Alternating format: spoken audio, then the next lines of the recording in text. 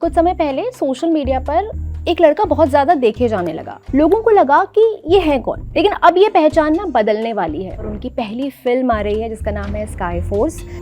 बहुत बहुत स्वागत है वीर, कैसे हैं? बहुत बहुत शुक्रिया मुझे यहाँ इनवाइट करने के लिए। क्या फीलिंग है ये, मतलब आप इमोशनल हैं, एक्साइटेड हैं, नर्वस हैं? How are you feeling? Finally मेरा ये सपना पूरा करने का मौका मिला, एक शुरुआत हुई है। होपफुली लोगों को पता चलेगा कि सिर्फ वो एक साइड नहीं है मेरा। आपको पता है ना, लोगों ने आपको खूब गूगल किया है। बहुत ही बचपन से मेरे परिवार और मेरे बारे में बहुत कुछ लिखा गया था। 17-18 साल का था तब ये लिखा गया कि मैं इसके साथ हूँ, उसके साथ हूँ, पर मैंने कभी स्टेटमेंट नहीं दिया। आपके फैमिली बैकग्राउंड की अगर मैं बात करूं तो आपके पिता बिजनेसमैन, आपके नाना जी जो हैं वो पॉलिटिकल बैकग्राउंड है उनका। आपका इंडस्ट्री से पहला इंट्रोडक्शन कैसे हुआ? मेरे पापा के फ्रेंड थे, उन्होंने बोला कि मैं यहाँ कोई सेट पे किसी को जानता हूँ और तेरा बेटा शाहरुख खान का फ़ैन है ना, तो चलो वहाँ पे। कौन सी सेट की बात है? मैं हूँ ना, एक सॉन्ग चल रहा है, तो वहाँ पे मैं गया और मैं शायद पागल हो गया उस दिन। मैंने ठान लिया था कि मुझे यही करना है ज़िंदगी में।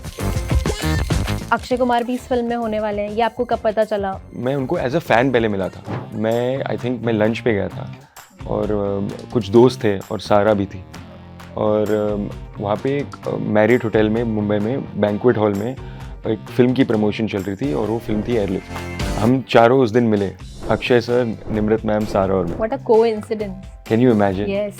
बेधड़क होके छलांग मारते हैं, उन्हें फ़र्क ही नहीं पड़ता कि इंजरी है, कुछ हो सकता है। वो पर उनके साथ आपने काम किया, वो कैसा अनुभव था? उन जैसा विनम्र इंसान मैंने शायद ही कहीं देखा होगा। वो एक सीन है जहाँ पे वो रात को भेड़िया बन के किसी गवर्नमेंट ऑफिशियल को खा लेते हैं, क्योंकि उनको पेड़ काटने होते हैं। तो भेड़िया जो बदला लेता है जंगल में जानवर के तरफ से, अगले दिन वो सुबह वरुण बन के वापस उठते हैं तो एक पत्थर पे लेटे हुए थे वो। आई थिंक उन्होंने अंडरवेयर पहनी हुई थी उस सीन में। वो थोड़ा खून लगा उन पे क्योंकि वो भी किसी को खा चुके हैं। इतने लीचेस थे उनके ऊपर, उनका खून चूसा है उन्होंने। मैं दिखता नहीं हूँ एक टिपिकल हीरो जैसा। टिपिकल हीरो से मतलब? जैसे एक हीरो होता है, जो हम देखते हैं, एक सिलुएट होता है, इस तरह की बॉडी हो, इस तरह का फेस हो, इस तरह का लुक।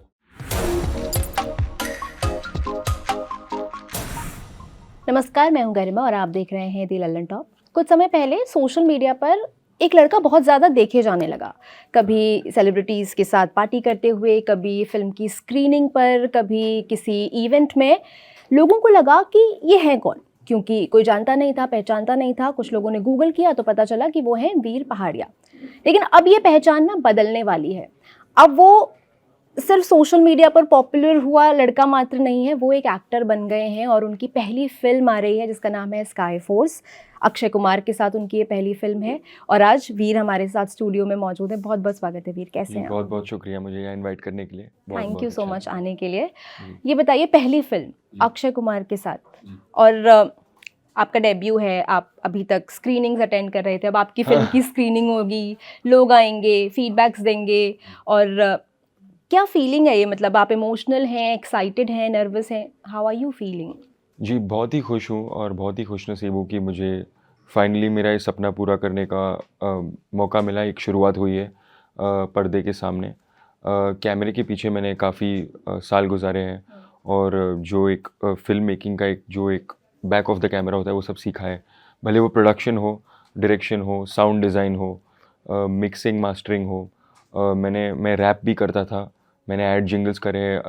अर्जुन कपूर जी जैसे एक्टर्स ने मेरे वॉइस के ऊपर लिपसिंग किया हुआ है, तो वो सब एक तजुर्बा था। पर हाँ, कैमरा के उस साइड रहना बहुत ही अलग था और बहुत ही एक्साइटिंग था। और मैं बहुत ही खुशनसीब हूँ कि अक्षय कुमार सर जैसे एक सुपरस्टार के साथ मुझे डेब्यू करने मिला, तो बहुत मज़ा आ रहा है। अर्जुन कपूर ने लिप सिंक किया आपके जिंगल्स पे, ये क्या किस्सा है?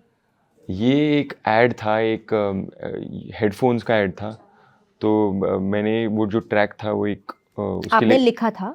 हाँ, मैंने वो रैप लिखा था। अच्छा, रैप लिखा था। जी, ओके। एक शॉर्ट पोर्शन था, तो वो रैप पे वो लिप सिंक कर रहे हैं। तो वो मैं शूट पे नहीं गया था, मैंने सिर्फ वो यूट्यूब पे है अभी तक। तो हाउ डज दैट फील? मैं 19 साल का था तभी और मुझे लिखने का बहुत शौक था, पर ज़्यादा कुछ सेंस का लिखता नहीं था मैं। थोड़े वो हो सकता है हनी सिंह इंस्पायर्ड कुछ था, पर तभी शायद वो भी चल रहा था। तो हाँ, वैसी शुरुआत हुई मेरी। और ऐसी चीज़ें लिखता था जो यूथ कनेक्ट कर पाए, जो स्टूडेंट्स, बच्चे मेरी उम्र के थे, और मेरा एक यूट्यूब चैनल हुआ करता था और मैंने खुद डायरेक्ट किया है लिखे गाने और उसमें फीचर होता था मैं। हालांकि वो अभी यूट्यूब पे है नहीं। हाँ, मैंने कल खोजने की कोशिश की थी क्योंकि मैंने पढ़ा था कहीं पे कि आपका यूट्यूब चैनल है और आप लिखते हैं गाते हैं, पर मुझे ऐसा कुछ बहुत ज़्यादा मिला नहीं। हाँ, वो सब मैंने अभी निकाला है क्योंकि मैंने उसको फिर से प्रोड्यूस किया है आज के साउंड के साथ, क्योंकि मैं एक्टिंग के साथ, अभिनय के साथ और म्यूज़िक में भी कुछ करना चाहूँगा। तो बहुत ही जल्दी इस पिक्चर के बाद मेरा पहला एल्बम आएगा जो मैंने लिखा है, उसके म्यूज़िक भी दिया और उसमें मैंने अपनी वॉइस भी दी है। तो हाँ, वो आपको बहुत जल्दी देखने मिलेगा। तो ऐसे अर्ली डेज में लिखा हुआ कुछ याद है हमारे दर्शकों के लिए, अगर आप ऐसे अपने रैप की 2 लाइनें सुना दें तो? आपको पता है ना, लोगों ने आपको खूब गूगल किया जी है ना? जी। लिखा तो है पर वो सारे मेरे पहले एल्बम में है तो मैं उतना बता नहीं पाऊँगा। पर हाँ, गूगल क्या मैम क्या है कि आई थिंक बहुत ही बचपन से मेरे परिवार और मेरे बारे में बहुत कुछ लिखा गया था। और वो हर चीज़ पॉजिटिव नहीं थी। क्योंकि मेरे माँ बाप का जो सेपरेशन हुआ था वो मैं बहुत यंग था जब वो हुआ था और काफ़ी मीडिया में उसके बारे में लिखा गया था। तो एक 8-9 साल के बच्चे की मतलब ये बहुत ज़्यादा होता है ऐसे स्कूल में सब। तभी सोशल मीडिया भी नहीं होता था तो न्यूज़पेपर में छप गया तो छप गया। तो उस पे काफ़ी मुझ पे प्रभाव पड़ा छोटी उम्र में। पर मैंने उस बात को ज़्यादा मतलब ऑब्वियसली इफ़ेक्ट होता था पर मैंने इतना सीरियसली नहीं लिया उसको। फिर उसके बाद जब मैं 17-18 साल का था तब ये लिखा गया कि मैं इसके साथ हूँ, उसके साथ हूँ। पर मैंने कभी स्टेटमेंट नहीं दिया इसी चीज़ के बारे में, क्योंकि मुझे लगा कि जब टाइम आएगा तो अपना मेरे काम से ही मैं लोगों को आंसर दूंगा।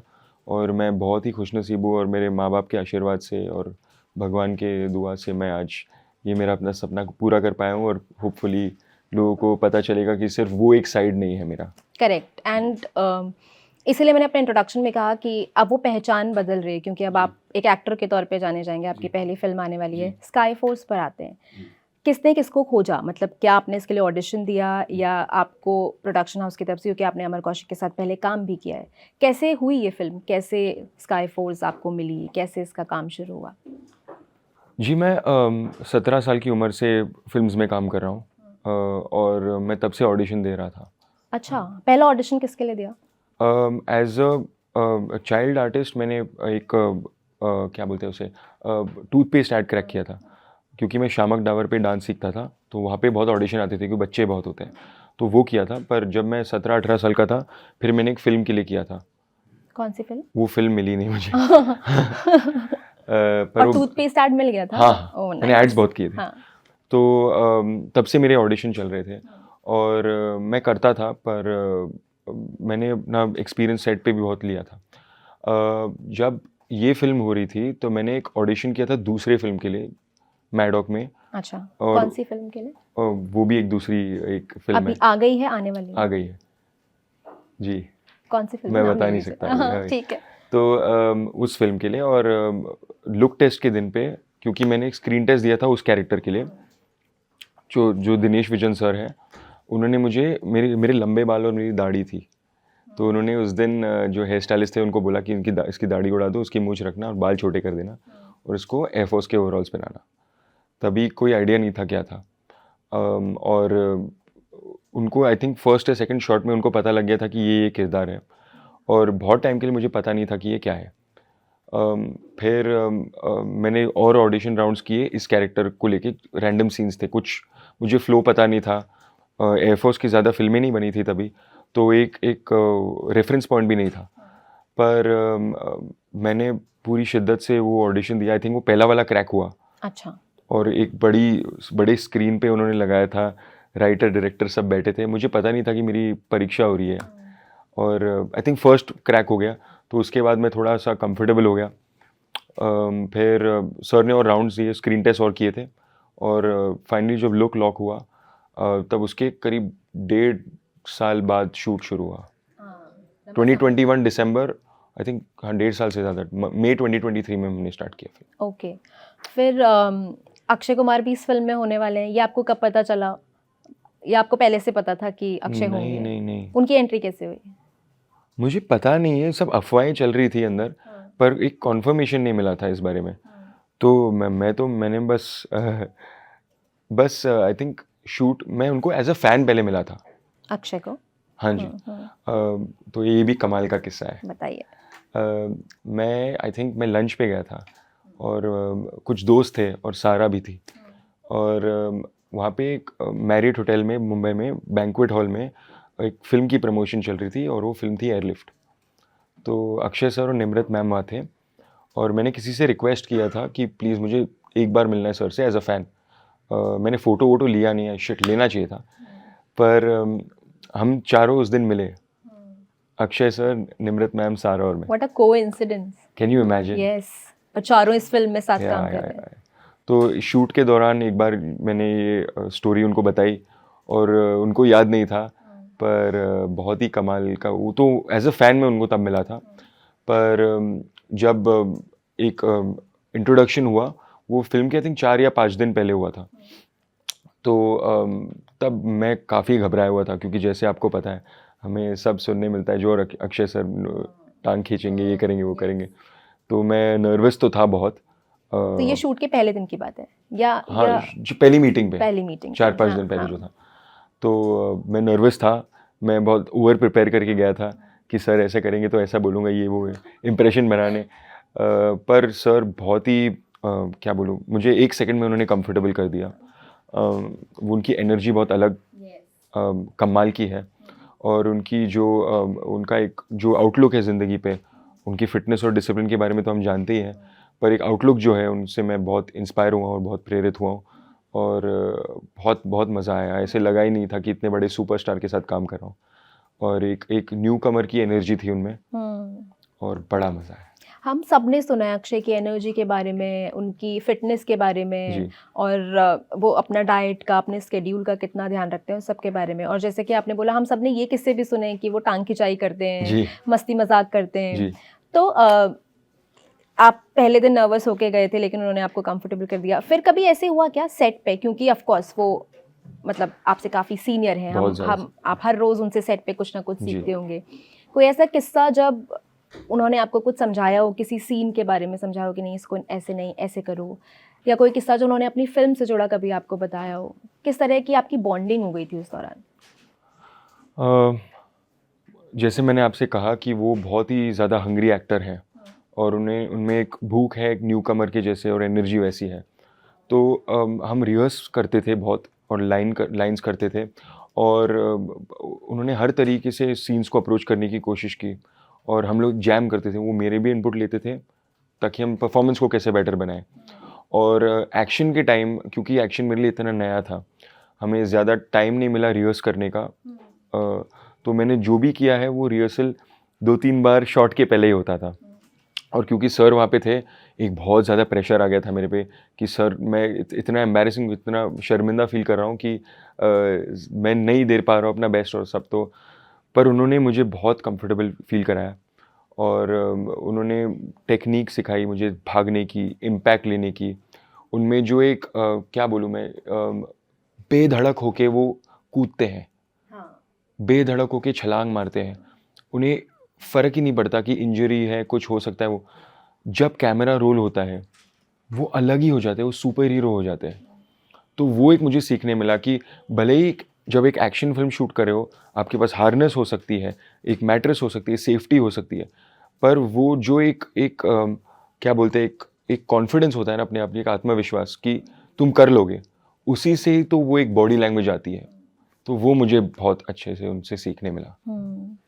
जैसे आपने अक्षय के साथ इतना क्लोजली काम किया, जी। आपकी बॉन्डिंग भी उनके साथ इस फिल्म के दौरान अच्छी हो गई।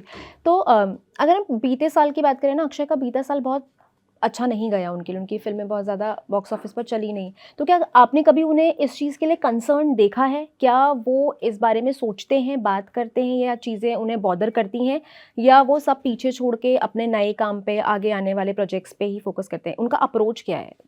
मुझे लगता है कि सर अपनी जान लगा देते हैं हर फिल्म में और मैंने ये खुद भी देखा है और मैं उनके दूसरे सेट्स पे भी जाके देख चुका हूँ।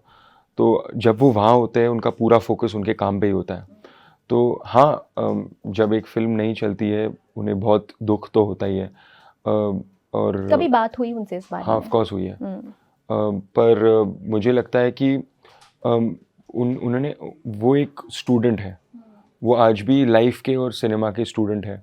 उन्हें ये कभी नहीं लगता कि उन्हें सब पता है, और वो रोज़ सीख रहे हैं। तो मैंने उनसे काफ़ी सलाह लेने की कोशिश की, और वो देते भी थे कि इसके बाद क्या करना है, कैसे करना है।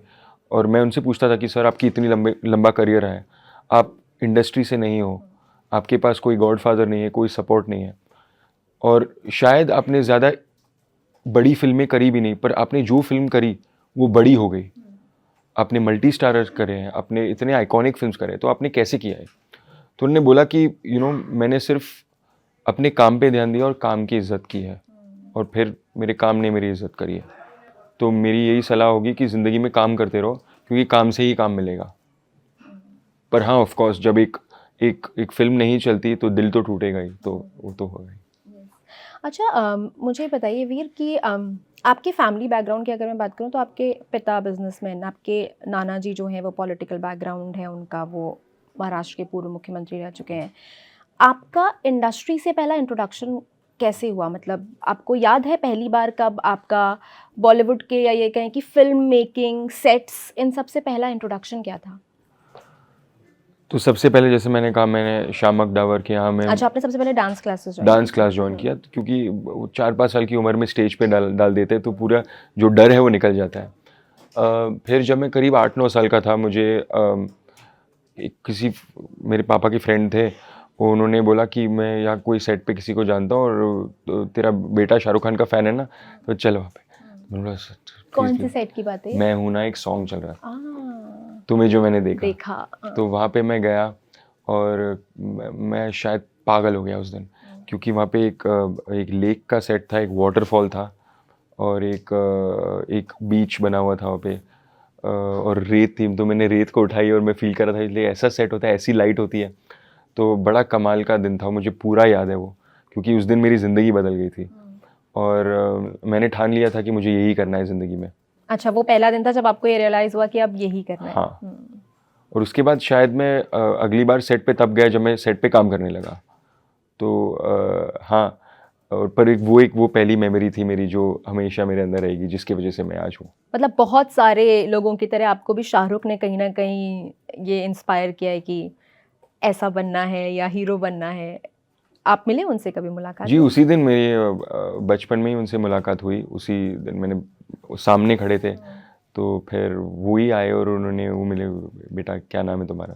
बोला वीर। बोला यू वेरी लकी, मेरी अगली फिल्म का नाम वीर ज़ारा है। नाइस। तो अभी हाल फिलहाल में कभी किसी पार्टी में, फंक्शन में कहीं उनसे मुलाकात हुई, अब बातचीत हुई? नहीं हो पाई। होपफुली फिल्म के बाद होगी। तो आपकी पहली फिल्म है और आप इंडस्ट्री में बहुत सारे लोगों को जानते भी हैं ऑलरेडी, मतलब दोस्त हैं आपके जो आपसे पहले से काम कर रहे हैं। तो ऐसे में होता है ना कि दोस्त होने के नाते लोग फीडबैक्स देते हैं, सजेशंस देते हैं कि वीर सेट पे ऐसे करना है, ऐसे मत करना, या जब आपका ट्रेलर आया था या आपने जब दिखाए होंगे, फुटेज दिखाए होंगे या जो भी, तो लोगों ने कुछ तो फीडबैक दिया होगा। कैसे कैसे फीडबैक्स अभी तक आपको मिले, किस किस ने फीडबैक दिए और क्या क्या सजेशंस मिले आपको? जी, मैं जैसे मैंने कहा, मैं इंडस्ट्री से काफ़ी साल से काम कर रहा हूँ, और बहुत बार होता था कि मेरी फ़िल्म लॉक हो जाती थी या कुछ पोस्टर लॉक हो जाता था, पर वो ग्रीन लाइट नहीं होती थी, क्योंकि बजट का इशू होता था या वो फ़िल्म किसी और को मिल जाती थी, ये सब। तो मैंने अपने अंदर ये सोच लिया कि ये किसी को बताना नहीं है अंटिल कंफर्म हो जाए। जिंक्स हो जाएगा। जिंक्स हो जाएगा वो एक वहम मेरे अंदर था। तो मैंने किसी को बताया नहीं। 2 अक्टूबर 2023 तक जब मेरा पहली बार ये अनाउंसमेंट आया, तो पहले तो मेरे दोस्त जो करीबी थे उनको तो पता था, पर किसको पता था? मेरे दोस्त जो इंडस्ट्री में नहीं है, अच्छा। मेरे बचपन के दोस्त हैं, 2-3 साल से मेरे वही दोस्त हैं, 2-3 साल की उम्र से मेरा मतलब है। और जब उनको पता चला तो फिर आधी शूटिंग हो चुकी थी। तो हाँ, मैं एडवाइस तो लेता हूँ उनकी, पर सबका एक्सपीरियंस अलग रहा है, अनुभव अलग रहा है। पर हाँ, मैं उनसे सीखने की कोशिश करता हूँ, उनकी गलतियों से सीखने की कोशिश करता हूँ। सिर्फ एक्टर नहीं, मेरे काफ़ी डायरेक्टर प्रोड्यूसर फ्रेंड्स भी हैं, क्योंकि मैं इंडस्ट्री में रहा हूँ। भले ही इंडस्ट्री बहुत बड़ी लगती है, पर उसमें उतने ही लोग हैं, जैसे आपकी इंडस्ट्री में उतने ही लोग हैं। 100-150 लोग होंगे और सब एक दूसरे को जानते हैं। वैसे ही ऐसा है, अगर आप मुंबई में काम कर रहे हो तो आपकी उन्हीं लोगों से मुलाकात होगी, वही टेक्नीशियंस होंगे, वही डायरेक्टर्स होंगे, वही एक्टर्स होंगे। और कभी ना कभी आप एक दूसरे से मिलोगे। आपकी माँ प्रोड्यूसर भी हैं, क्या इसने भी मदद की कहीं ना कहीं इंडस्ट्री में एंटर करने में या फिर कनेक्शंस बनाने में? जी तो मेरी माँ एक सिंगल मदर है और मेरी माँ ने मेरे फादर के सेपरेशन के बाद मेरे और मेरे भाई को बड़ा किया और वो एक होम मेकर हैं और थी। और अच्छा, वो प्रोड्यूसर नहीं है? नहीं, वो होम मेकर तो थी। ये गलत इन्फॉर्मेशन नहीं इंटरनेट नहीं, पे मैं आपको अवेलेबल बताता हूँ। तो होम मेकर थी, तो उनको क्रिएटिविटी में कुछ इंटरेस्ट था, क्रिएटिव वो इंसान है, तो वो उनको लिखने का बहुत शौक था। तो एज अ पैशन उन्होंने स्टार्ट किया 42 या 43 की एज में। हाँ दैट्स ग्रेट। हाँ, तो उन्होंने करियर बहुत लेट स्टार्ट किया। हाँ। और हमने दो दो बॉयज़ हैं उनके, 2 लड़के हैं, तो हमने उनको काफ़ी पुश किया कि उनको करियर में कुछ करना चाहिए। और हाँ ओके, दैट्स रियली नाइस। अच्छा, अब बचपन में ऐसे होता था कि क्योंकि पॉलिटिकल बैकग्राउंड है, कभी मन में आया पॉलिटिशियन बनना है, पॉलिटिशियन बनूंगा, या मैं तो फिल्मों का, क्योंकि आपने देखा नहीं था बैकग्राउंड, लेकिन घर में पॉलिटिकल बैकग्राउंड था, तो क्या यादें हैं बचपन की आपकी? जी, बचपन में मुझे लगता है कि जहाँ तक मुझे याद है घर पे काफ़ी एक शेल्टर्ड लाइफ रहते थे हम। मतलब ज़्यादा कुछ बाहर नहीं जा पाते, वो सुरक्षा की वजह से हो या फैमिली की रीज़न की वजह से हो। और महाराष्ट्र के बाद दिल्ली में हम शिफ्ट हुए क्योंकि फैमिली यहाँ पे शिफ्ट हुई है, यहाँ पे काम करने लगी। पर मुझे, जब मैं वो सेट पे गया तो मैंने ठान लिया था कि मुझे यही करना है। तो फिर मैं एक बागी जैसे होने लगा, मैं वो सब करने लगा जो मुझे लोग रोकने लगे। तो मैंने बोला कि यहाँ रह के कुछ होने वाला नहीं है, तो मैं बाहर जाके मैं बोर्डिंग स्कूल गया। मैंने इंडिया में पूरे इंडिया घुमा हूँ मैं, लोगों से जुल मिला के मैंने चीज़ें सीखी है, गलतियाँ की है, ज़िंदगी जी है। तभी एक मुझे ज़िंदगी में अनुभव मिला है अलग अलग किरदार निभाने का।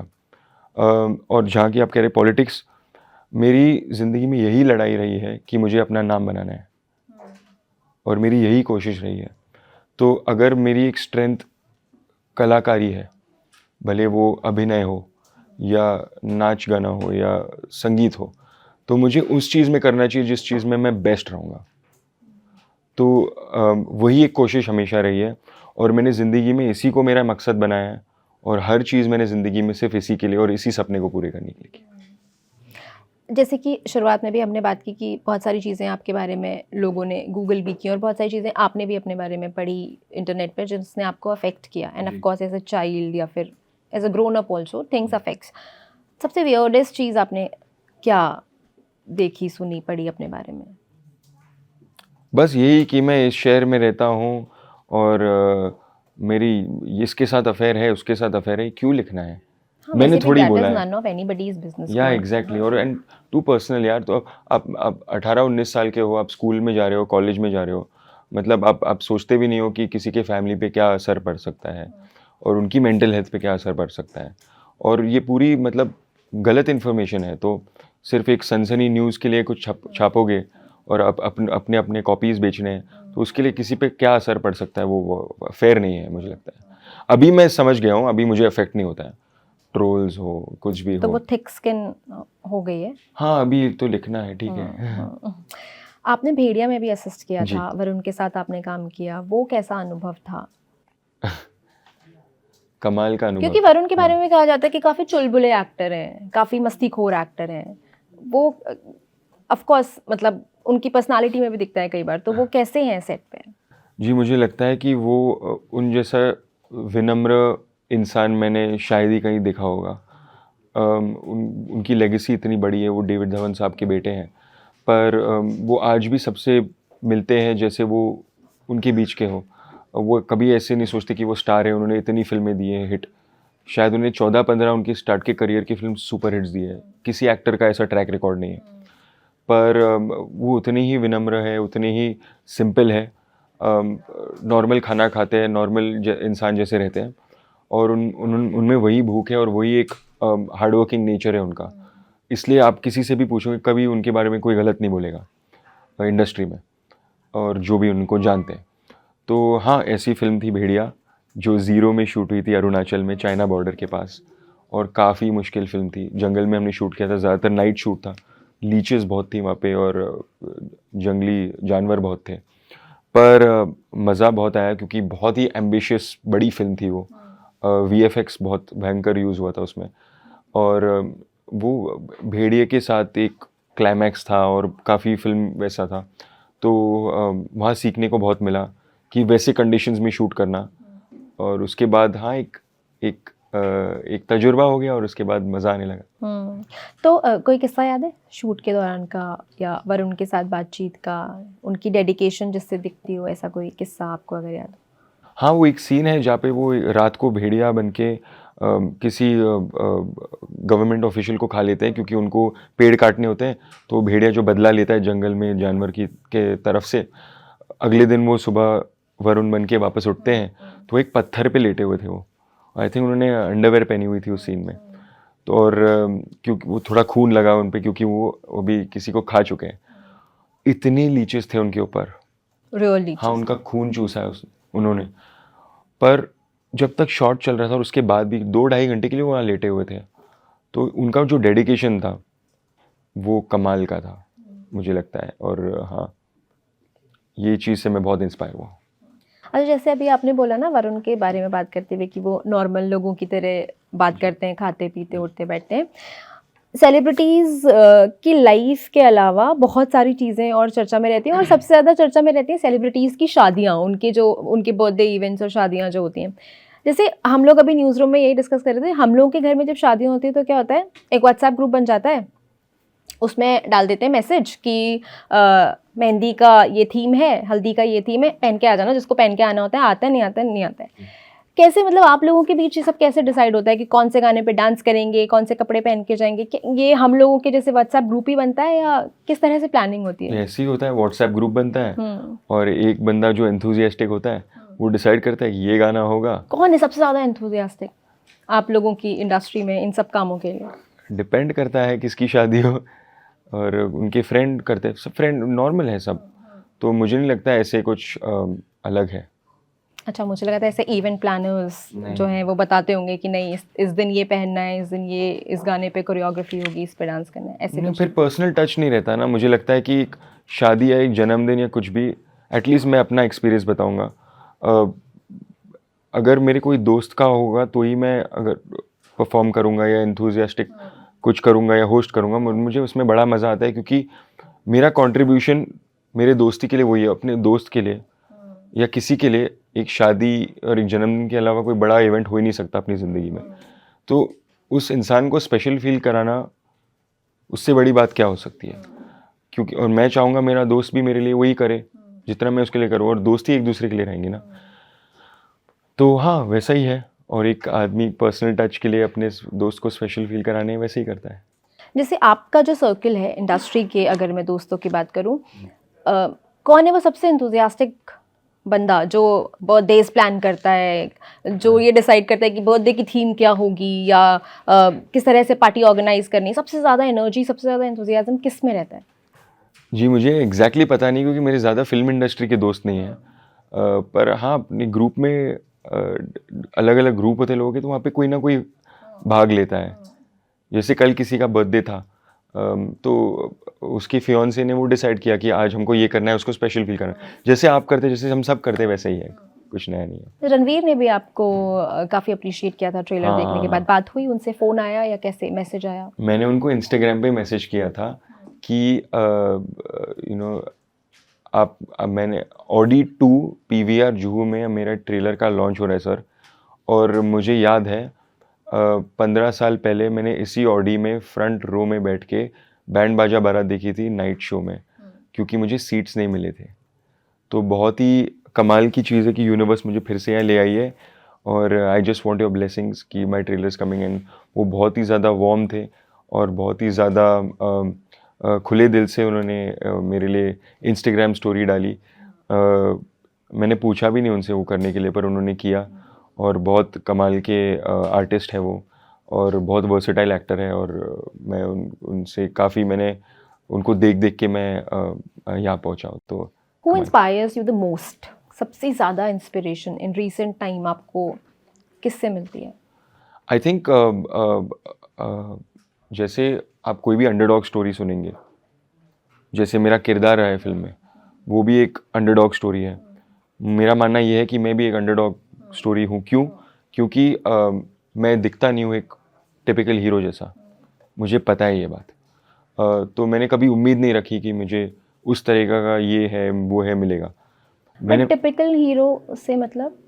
आप समझ रहे हो, जैसे एक हीरो होता है, एक जो हम देखते हैं एक सिलुएट होता है, इस तरह की बॉडी हो, इस तरह का फेस हो, इस तरह का लुक हो।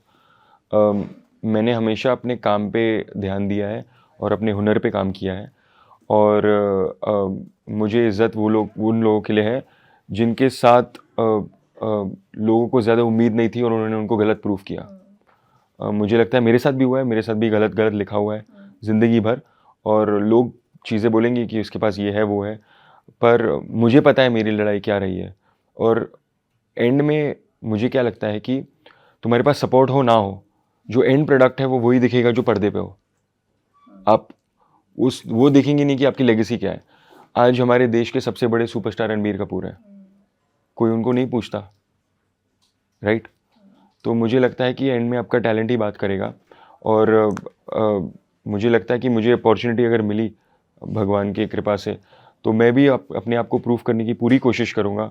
और मुझे जनता का प्यार मिले तो मैं और उनको अलग किरदार दिखाऊंगा, और हाँ, अपने आप का नाम आगे लाने की कोशिश बिल्कुल। ये फिल्म जो है आपकी, वो स्क्वाड्रन लीडर AB देवैया से इंस्पायर्ड किरदार है आपका। उनके परिवार से मिलना हुआ? जी हुआ। कब हुआ, कैसे मिले? जी सोशल मीडिया की वजह से बहुत से लोगों से कनेक्ट हो पा रहे हैं हम।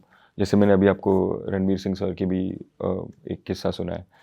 तो वैसे ही मुझे एक आर्टिकल मिला था, जो मुझे बहुत से टैग्स मिलने लगे ट्रेलर लॉन्च के बाद, तो मैं सब देखता हूँ मैं आजकल, तो किसी ने वहाँ पे एक पोस्ट डाला था कि AB देवैया सर के स्टोरी के ऊपर स्काई फोर्स फिल्म बेस्ड है और ये किरदार मैं प्ले कर रहा हूँ।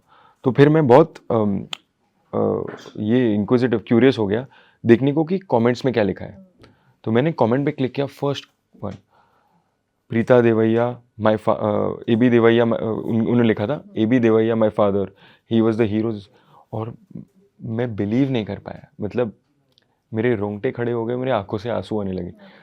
और फिर मैंने उनको 3 ID से DM किया कि बाई चांस किसी से तो देख लें। हाँ, कुछ ना कुछ हो जाए। तो मैंने नंबर भेजा उनको मेरा, और उन्होंने मुझे बहुत स्वीटली व्हाट्सएप किया और मेरी कनेक्ट उनसे हुई। और फिर मैं उनको बैंगलोर में मिला, और उनकी जो मम्मी है, जो AB देवैया सर की वाइफ है, वो 90 साल की है। उन्हें आज भी, आप बिलीव नहीं करोगे, उनको हर चीज़ याद है उस समय की। एयरफोर्स की क्या फैमिली थी, एक उनकी क्या एक क्या रिश्ता होता है बाकी एयरफोर्स वाइफ्स के साथ, उनकी लव स्टोरी उनके हस्बैंड के साथ क्या है। और उनके पास कमाल के फ़ोटोज़ थे, कमाल के आर्टिकल्स थे उनके बारे में।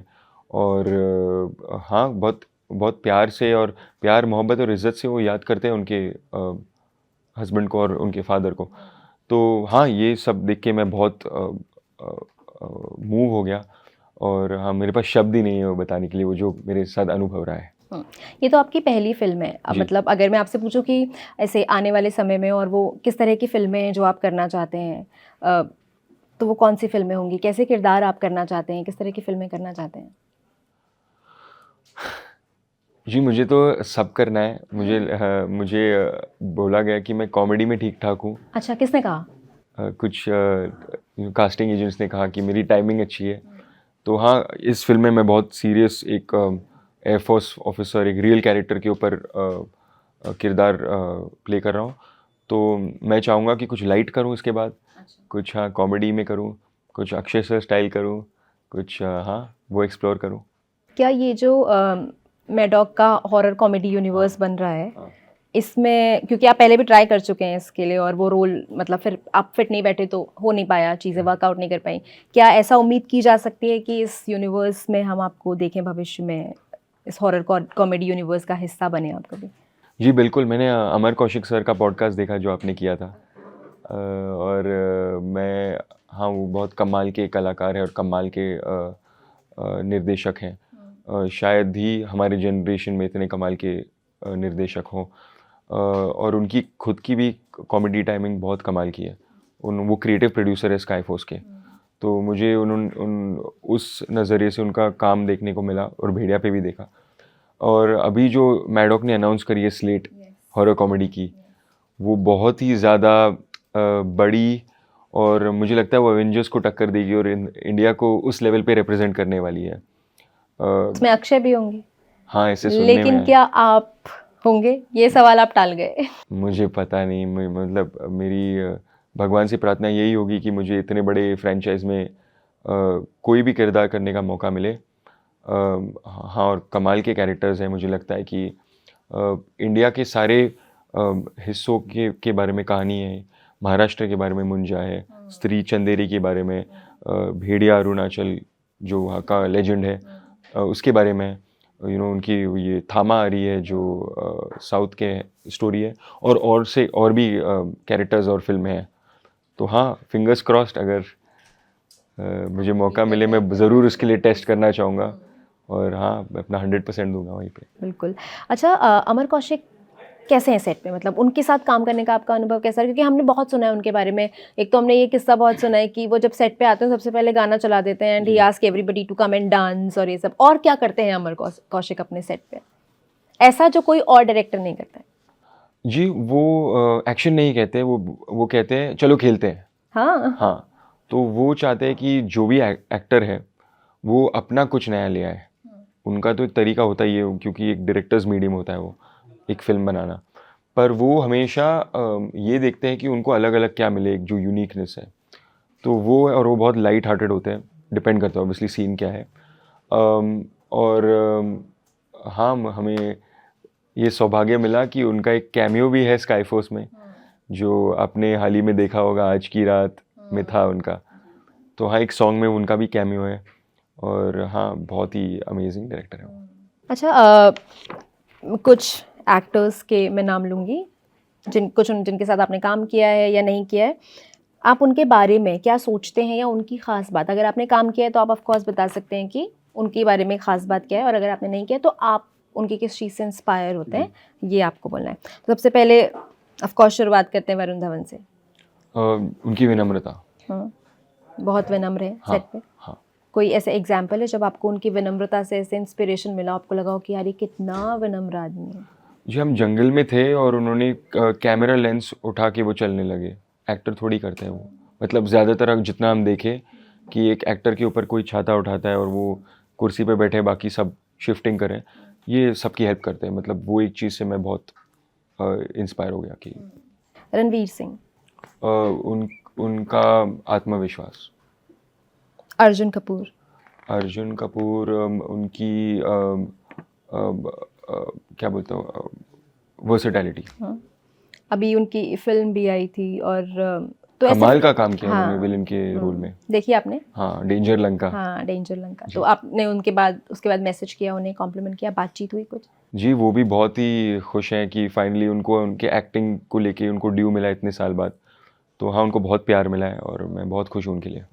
जानवी कपूर, बहुत ही टैलेंटेड है। हाँ, क्योंकि ये इतनी क्राफ्ट को लेके बातचीत होती है आपकी कभी उनसे? बहुत ज़्यादा, क्योंकि वो उनको भी स्टार बनने में इतना वो है नहीं। उनकी मम्मी जो थी वो बहुत ही कमाल की एक लेजेंडरी एक्ट्रेस रही है हमारे देश में और दुनिया में। तो उस लेगेसी को बीट करना बहुत मुश्किल है। पर उन्होंने खुद की एक राह बनाई है अपनी, और अलग अलग फिल्में कर रही हैं और रिस्क ले रही हैं, और उसके लिए मुझे बहुत इज्जत है। सारा अली खान आपकी उन- को एक्टर भी हैं जी, इसमें। उनकी डेडिकेशन कमाल की है। हम हर सुबह जब शूट करते थे, अगर हमारा कॉल टाइम 4:30 होता था, मैं 3:30 उठता था, और मैं बाहर अगर वॉक पे जाता था या कॉफ़ी पीने जाता था, मैं उनको इंक्लाइन ट्रेडमिल पे दौड़ते हुए देखता था हर सुबह। बिलीव इट और नॉट, वो 1 आवर ट्रेडमिल पे दौड़ते हैं, फिर शावर लेते हैं, और फिर 12-14 घंटा शूट करते हैं। अनन्या पांडे, वो भी उनका एक ओरिजिनल एक वॉइस है, जो जेन ज़ी एक्ट्रेस है। उन्होंने कुछ अलग किया है, एक गैप जो है मार्केट में, इंडस्ट्री में, वो उन्होंने फिल किया है, तो उनके लिए बहुत बहुत शुभकामनाएं। थैंक यू सो मच वीर इस कॉन्वर्जेशन के लिए, और हम उम्मीद करते हैं जैसी फिल्में आप करना चाहते हैं फ्यूचर में, आप अपनी हर वो बकेट लिस्ट टिक करते जाएं और फिल्म अच्छा परफॉर्म करे, सिनेमाघरों में आने वाली है। और आप ही बोल दीजिए हमारे दर्शकों से कि जाकर देखाएं। नमस्ते, मेरा नाम वीर पहाड़िया है और 24 जनवरी 2025 को मेरी पहली फिल्म आ रही है स्काई फोर्स। ये फिल्म इंडिया और पाकिस्तान के पहले एयर वॉर के बारे में है, जहाँ पे वायुसेना ने भाग लिया था 65 की जंग में। पर ये कहानी सिर्फ एक जंग की कहानी नहीं है, ये है दो भाइयों के बीच में दोस्ती, प्यार, मोहब्बत, त्याग और सबसे सबसे ज़्यादा इम्पॉर्टेंट चीज़ जो है वो है वफादारी। तो प्लीज़ देखिए सिनेमाघरों में अपने दोस्तों और परिवार के साथ sky force 24 Jan 2025। We wish you all the best. Thank you so much. Thank you so much. Thank you.